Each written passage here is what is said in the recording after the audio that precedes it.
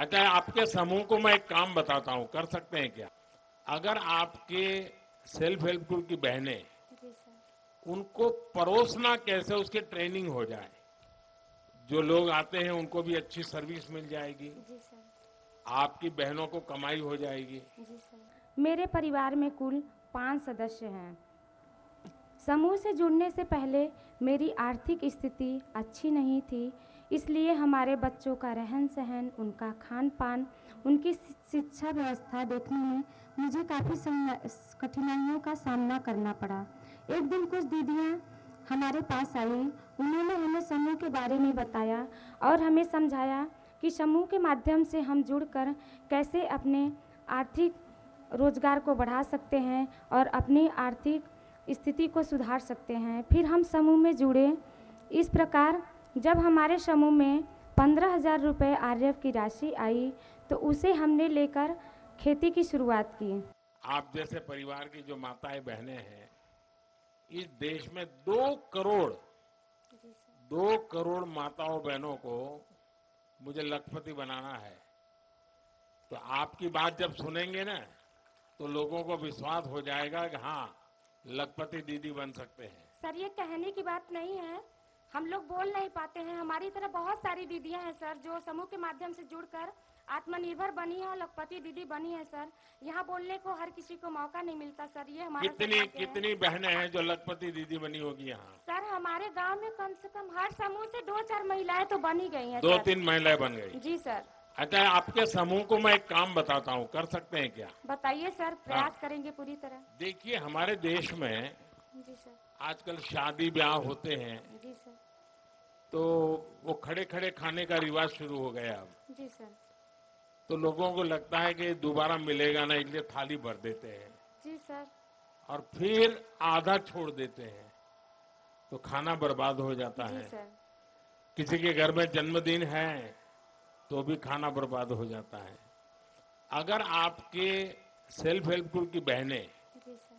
उनको परोसना कैसे उसकी ट्रेनिंग हो जाए, जी सर। उनके अच्छे कपड़े हो जाएं, फिर वो हाथ में मोजे वोजे पहन करके, दस्तक पहन करके परोसने के लिए जाएं ऐसे लोगों में, जी सर। तो खाना तो बचेगा ही बचेगा, जी सर।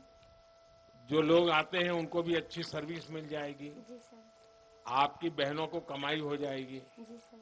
और जब भोजन समारोह में जाते हैं तो घर जाते समय वो भी कहेंगे नहीं नहीं भाई, आप भी बच्चों के लिए थोड़ा ले जाइए, जी सर। तो घर में न्यूट्रिशन का प्रॉब्लम भी सॉल्व हो जाएगा। जी सर। तो मैं समझता हूँ ये एक ऐसा काम है कि जो लोग खाना खराब करते हैं, जी सर। फेंक देते हैं, अगर परोसने की व्यवस्था नियम से बन जाए तो बहुत कुछ बच सकता है। तो ऐसा काम कर सकते हैं आपकी बहनें? कर सकती हैं सर। तो सबको ट्रेन करोगी आप?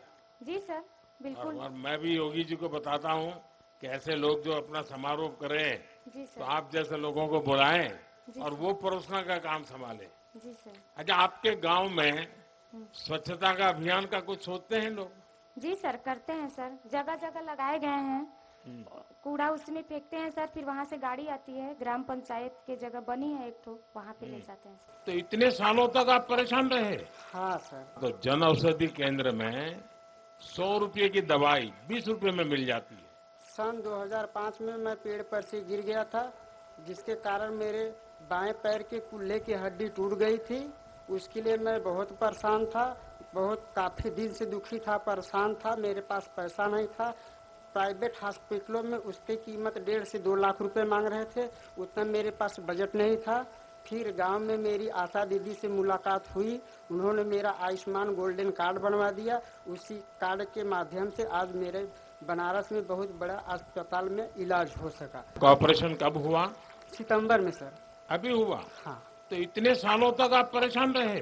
हाँ सर, सन 2005 में मेरी बचपना थी ना सर, बाली उम्र। तो फिर चलना फिरना हो सकता था? हाँ, चलना फिरना चलते फिरते थे, लेकिन बैठ नहीं पाते थे, पालथी मार के, मुकरू मार के ऐसे चलता था। अभी ठीक हो गया? अभी नहीं, अभी तो पूरा दवा चल रहा है ना, अभी तो 3 ही महीना हुआ, 3 महीना 10 रोज। हाँ, और आपको विश्वास है कि ठीक हो जाएगा? हाँ, तो अभी तो मेडिसिन चल रहा है ना सर। तो डॉक्टर ने जो बताया एक्सरसाइज करने के लिए अभी एक्सरसाइज के लिए नहीं बोले हैं डॉक्टर। नहीं बोले हैं। बोले कि अभी 2 महीने तक दवाई खाओ, अभी सर्दी में पेन होगा, दर्द होगा। हाँ। 2 महीने तक दवाई खाओ, इसके बाद एक्सरसाइज बताएंगे। तो आपको कोई खर्चा हुआ क्या? नहीं, निःशुल्क कोई। होगा सर। और अभी दवाई कहाँ से लेते हो? दवाई तो लेते हैं हॉस्पिटल से। नहीं, जन औषधि केंद्र से दवाई बहुत सस्ते में मिलती है, पता है? नहीं, वहाँ से मैं नहीं लेता हूँ। हाँ, तो जन औषधि केंद्र में 100 रुपये की दवाई 20 रुपये में मिल जाती है। सबको बताना चाहिए। तो गरीब का, परिवार का अगर 100 रुपये की दवा लानी है तो 80 रुपया बच जाता है। ठीक है सर, तो कोशिश ये करूंगा सबको सबको समझाइए। बताने का। आपके गांव में आपने और लोगों के आयुष्मान कार्ड बनवाए क्या?